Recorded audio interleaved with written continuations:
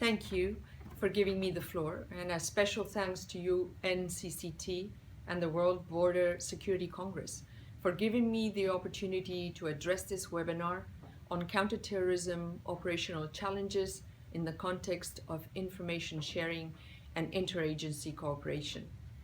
I would have liked to be here with all of you today in person. Unfortunately, that has not been possible.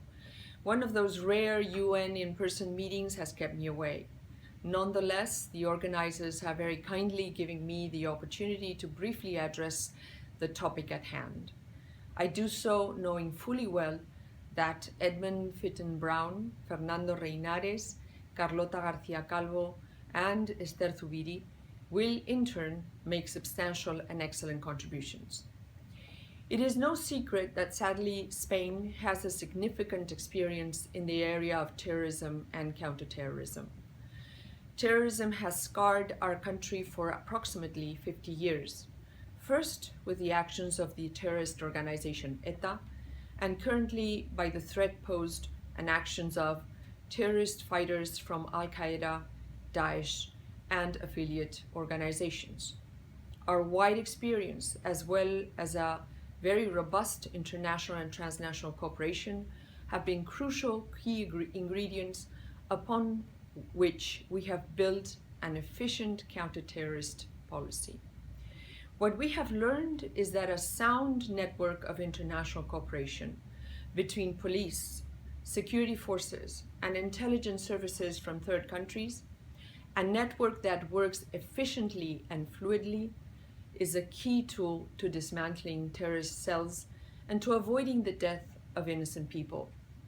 In a globalized world, and even more so in a COVID and post-COVID world, the internet has been the means used by terrorist organizations and members to communicate with one another, precisely because terrorist cells are not located solely in one country and actually have ramifications in many different countries. Let me refer to some practical examples of international cooperation in this setting.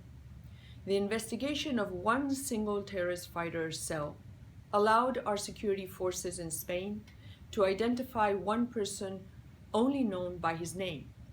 Through international cooperation amongst different security forces and intelligence services, this terrorist was located and detained in a European country in less than 3 hours, a detention that avoided further terrorist actions.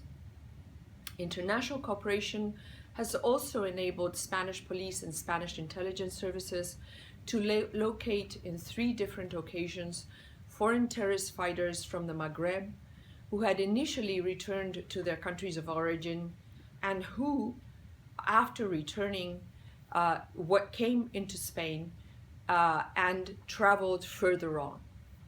International cooperation is fundamental also in a political level.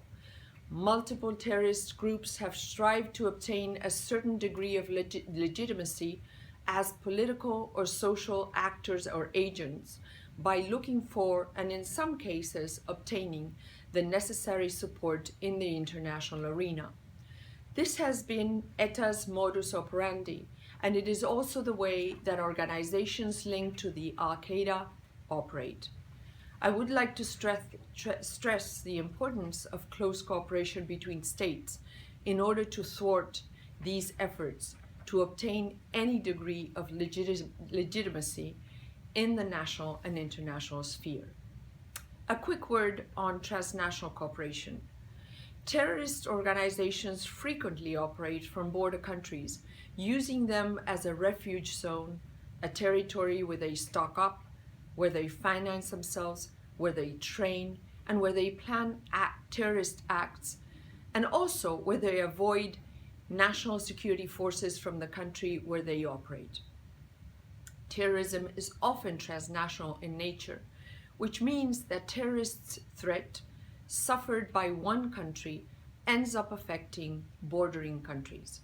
Spain's cooperation with France on terrorism and counterterrorism was a key element in defeating ETA, and our national cooperation with our southern neighboring countries has contributed in a very significant way to a reduction of the terrorist threats that affect all of us. Terrorism is a profoundly criminal act. It robs people of their lives, injures people who survived, and impacts people's sense of security and safety. Helping people live with insecurity and uncertainty is a very significant challenge, but it is even a greater challenge to restore the victim's sense of dignity and honor, to keep alive the memory, and most importantly, to respect the victim's right to justice. Spain has always prioritized doing everything in our power to support and defend the right of victims, including their right to justice. This is really at the core of what we should do with victims of terrorism. Spain and Afghanistan chair a newly created group of friends of victims of terrorism in New York. We work closely with other member states on steps to cooperate more effectively in exchanging information and evidence, in bringing their counter-terrorism laws into alignment, and supporting one another in prosecutions, in order to achieve the goal of justice for victims that we all desire. It is clearly directly relevant to victims' rights to do all that we can to urge other states to comply with the United Nations resolutions related to bringing terrorists to justice, and we will continue to work closely with other countries in this regard. Finally, a word on the UN strategy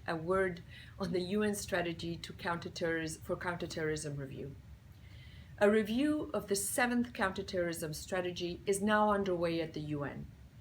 Ambassador and Permanent Representative of Spain, Mr. Agustín Santos, and the Ambassador and Permanent Representative of Oman are at the helm of this exercise. They strive for the process to be finished on June 28th, and for the revised strategy to be adopted by consensus on that date. The last revision of the strategy started with the agreement that the acquis resulting from previous revisions would be maintained. Nevertheless, due to the fact that the 7th review mandates the General Assembly to tackle the new elements that have surfaced in the past 3 years in this area, the process that has been started is now examining the following elements. Element 1, the balance of the 4 pillars of the global counterterrorism strategy, including the importance of human rights and the enhancement of the gender perspective. Element 2, related to victims of terrorism, a priority for Spain, in order to enhance their role and visibility in society, as well as to refer to the Global Congress of Victims. Element 3, the revision of the strategy aims to include new threats, new kinds of terrorism, racial, ethnically, and ideologically motivated, new kinds of tools used by terrorists, cyberterrorism, bioterrorism, for example.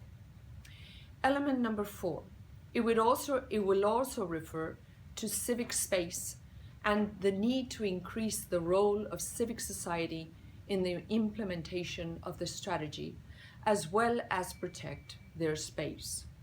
Element 5, foreign terrorist fighters, their rehabilitation, prosecution, repatriation, and reintegration, with special attention to their situation in Syria and Iraq, and especially the situation of children of foreign terrorist fighters.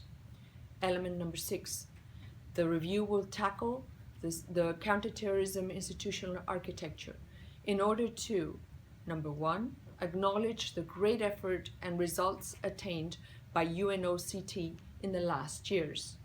But it will also call for an increasing the regular budget contributions to the UNOCT budget, currently mainly based in voluntary contributions. And finally, the importance of increasing the presence of UNOCT in the field and its regional offices, Rabat, Budapest, Nairobi, Doha, and Madrid. I have most surely extended my time, the time that I was allotted in this keynote statement. But I do hope to have given you all an overview of how we see these very important issues in New York. And with this, I will end my keynote speech here, wishing you all a very, very successful and productive webinar. Thank you.